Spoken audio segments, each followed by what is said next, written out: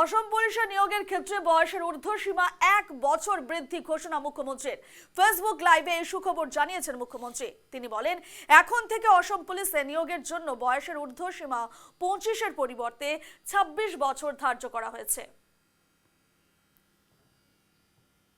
বহুদিনৰ পৰা police constable নিযুক্তিৰ সময়ত মোৰ যুৱ বন্ধুসকলে মোক ৰিকুৱেষ্ট কৰিছিল যে পুলিচৰ ৰিক্ৰুটমেণ্টৰ নিম্নতম 18 ঊৰ্ধ্বতম 25 বছৰ।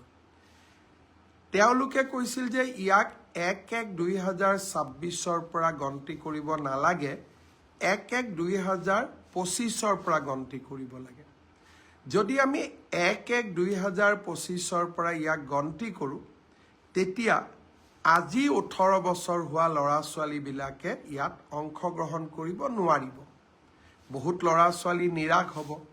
কিন্তু 1-1-2025ত বয়সৰ সীমা নধৰা কাৰণে যিসকলে 25 বছৰ অতিক্ৰম কৰি 26 বছৰত ভৰি দিব, তেওঁলোকো ডিপ্ৰাইভ হ'ব। তেওঁলোকে মোক দুখেৰে জনাইছে। সেয়েহে আজি অসম চৰকাৰে সিদ্ধান্ত গ্ৰহণ কৰিছে যে পুলিচৰ ৰিক্ৰুটমেণ্টৰ বয়স আমি 25 বছৰৰ পৰিৱৰ্তে 26 বছৰ কৰিম। অৰ্থাৎ এতিয়া নিম্নতম বয়স 18 বছৰ হ'ব, ঊৰ্ধ্বতম বয়স 26 বছৰ হ'ব।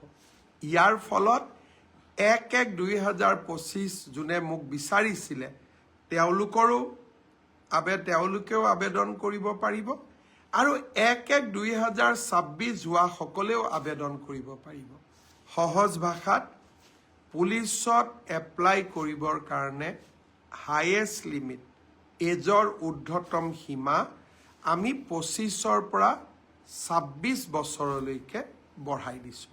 ইয়াৰ সুফল মই ভাবোঁ আপোনালোকে লাভ কৰিব, আৰু পুলিচত আবেদনৰ সময়ো আমি 15 দিন বঢ়াই দিম, যাতে সকলো কেণ্ডিডেটে সোনকালে আৰু সময়মতে আবেদন কৰাত কোনো অসুবিধা